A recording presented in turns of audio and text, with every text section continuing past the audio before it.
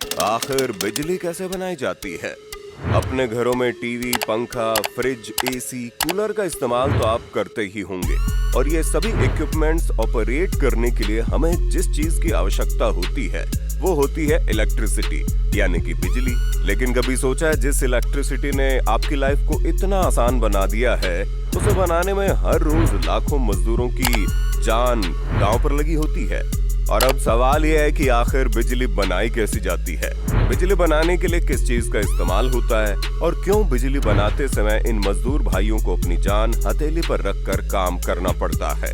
तो दोस्तों, आज की इस वीडियो को पूरा जरूर देखिएगा ताकि आपको भी पता चले कि आपकी जिंदगी आसान बनाने वाली बिजली को बनाना आखिर कितना मुश्किल भरा काम है। जानकारी भरा सफर स्टार्ट करने से पहले वीडियो को एक छोटा सा लाइक करके चैनल को सब्सक्राइब कर लीजिए। चलिए शुरू करते हैं। दोस्तों, सबसे पहले ये जानना जरूरी है कि बिजली को बनाने की एक नहीं बल्कि कई तरीके होते हैं।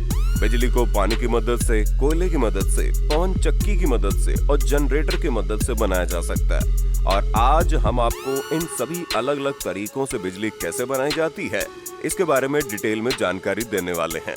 तो सबसे पहले बताते हैं कि आखिर पानी से बिजली कैसे बनाई जाती है। तो पानी बिजली का सबसे बड़ा कंडक्टर होता है क्योंकि इलेक्ट्रिसिटी के संपर्क में आते ही शॉर्ट सर्किट और करंट का तगड़ा झटका आपको लग सकता है। कंडक्टर उसे कहते हैं जिससे बिजली आर पार हो जाती है। ऐसे में पानी से बिजली बनाने के लिए नदियों और नहरों पर बड़े बड़े बांध के पानी को इस्तेमाल किया जाता है। इसके लिए जब बांध बनाए जाते हैं तो बांध के फाउंडेशन पर लगे हुए पिलर्स के बीच में स्पिलवे तैयार किए जाते हैं और इन स्पिलवे के बीच में दरवाजे लगाने की जगह अंडरग्राउंड पाइप्स की फिटिंग कर दी जाती है। इन पाइप्स को पेनस्टॉक कहते हैं। अब इन अंडरग्राउंड पाइप से जब प्रेशर के साथ पानी गुजरता है तो जिस जगह पानी का प्रेशर सबसे ज्यादा पड़ता है वहीं पर टरबाइन फिट कर दी जाती है। इस टरबाइन की मदद से काइनेटिक एनर्जी को हाइड्रो इलेक्ट्रिक एनर्जी में बदला जाता है और जब डैम का पानी पूरे प्रेशर के साथ इस टरबाइन के ऊपर गिरता है तो गोल गोल घूमते हुए इसके ब्लेड्स की मदद से इस टरबाइन में लगी हुई मोटर में पावर जनरेट होती है और इसी मोटर के घूमने की वजह से रोटेशनल काइनेटिक एनर्जी प्रोड्यूस होना शुरू हो जाती है जो जनरेटर हाउस तक जाते जाते इलेक्ट्रिक एनर्जी में कन्वर्ट हो जाती है, जहां पर मोटे मोटे बिजली के तार लगे होते हैं जिनमें बिजली बहना शुरू हो जाती है। इन बांधों के ऊपर बड़े बड़े ट्रांसफार्मर्स लगे होते हैं जिनमें से गुजरकर बिजली को हमारे दैनिक इस्तेमाल के लिए आगे भेजा जाता है और इस तरह पानी से बिजली बनाने का प्रोसेस पूरा होता है। चलिए अब बताते हैं विंडमिल यानी कि पवन चक्की से बिजली कैसे बनाई जाती है। तो दोस्तों, आप लोगों ने किसी गांव, देहात या फिर किसी सुनसान इलाके से गुजरते हुए मैदानों में लगी हुई बड़ी बड़ी पवन चक्कियों को देखा होगा जिनमें 3 पंखे लगे होते हैं जो हौले हौले घूमते हैं। इन्हें देखकर यकीन करना मुश्किल है कि इन पंखों से बिजली बनाई जा सकती है, लेकिन गांव, देहातों और अर्बन एरियाज में बिजली पैदा करने का मेन सोर्स ये विंडमिल ही होती है। गांव देहात में बनाई गई ये विंडमिल 20 मंजिला इमारत यानी 216 फीट के करीब लंबी होती है। वहीं इनके पंखों की लंबाई लगभग 116 फीट तक रखी जाती है। तो आप खुद सोच कर देखिए कि 216 फीट ऊपर डंडे पर अगर 116 फीट के पंखे हाई स्पीड में घुमाए जाएंगे तो एनर्जी के प्रेशर की वजह से कितना बड़ा धमाका हो सकता है और कितनी तबाही मच सकती है। यही वजह है कि मैकेनिकल बैलेंस के जरिए ये विंडमिल के पंखे हमेशा स्लो स्पीड में ही घूमते हुए दिखाई देते हैं।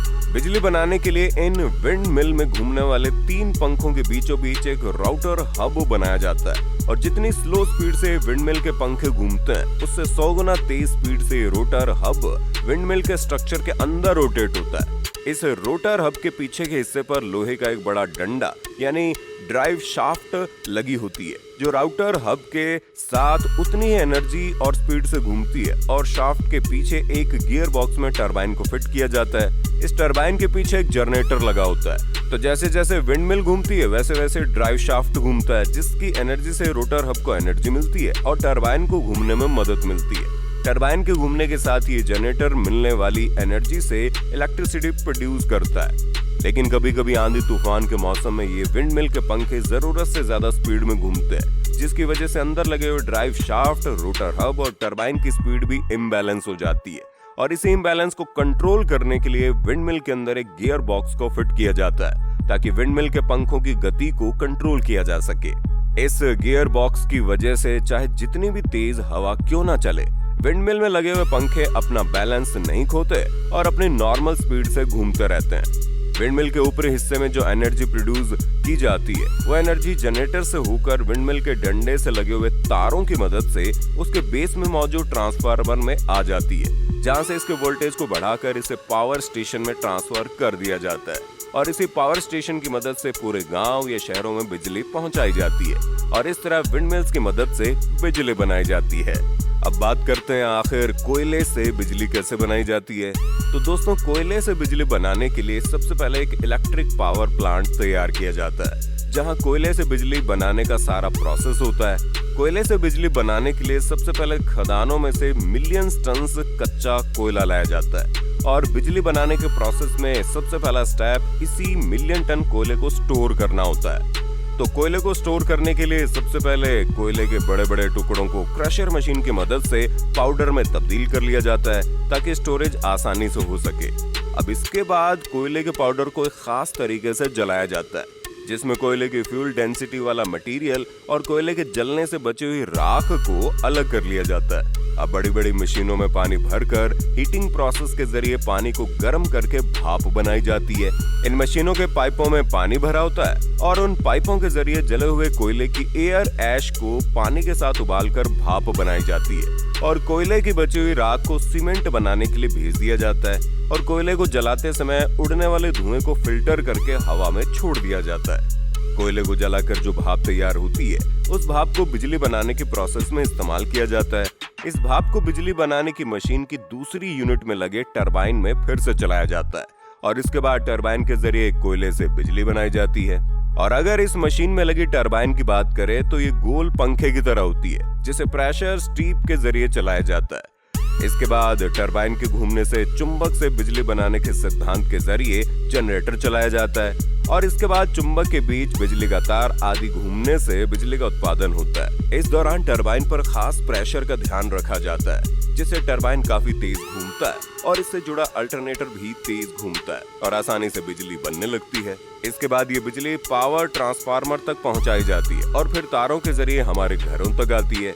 और अब जानते हैं आखिर घरों और शादी ब्याह में इस्तेमाल होने वाले जनरेटर से बिजली कैसे बनाई जाती है। तो दोस्तों, शादी पार्टियों में बिजली सप्लाई करने वाले जनरेटर में बिजली बनाने के लिए टरबाइन और इंजन का इस्तेमाल किया जाता है। जनरेटर में लगे हुए इंजन की मदद से टरबाइन को घुमाया जाता है और ये टरबाइन काइनेटिक एनर्जी को इलेक्ट्रॉनिक एनर्जी में कन्वर्ट करती रहती है। इंजन की मदद से जब इस टरबाइन को घुमाया जाता है तो टरबाइन में लगी हुई मोटर को पावर मिलने लगती है और इस मोटर की मदद से बिजली के तारों में बिजली ट्रांसफर होने लगती है और लाइट जाने के बाद भी हमें बिजली मिलती रहती है। जनरेटर में बिजली बनाने के लिए अक्सर पानी का इस्तेमाल किया जाता है और इस तरह से जनरेटर से बिजली बनाई जाती है। तो दोस्तों, उम्मीद है कि अब आप समझ गए होंगे कि अलग अलग तरीकों से किस तरह बिजली बनाई जाती है। उम्मीद करते हैं आपको वीडियो पसंद आई होगी।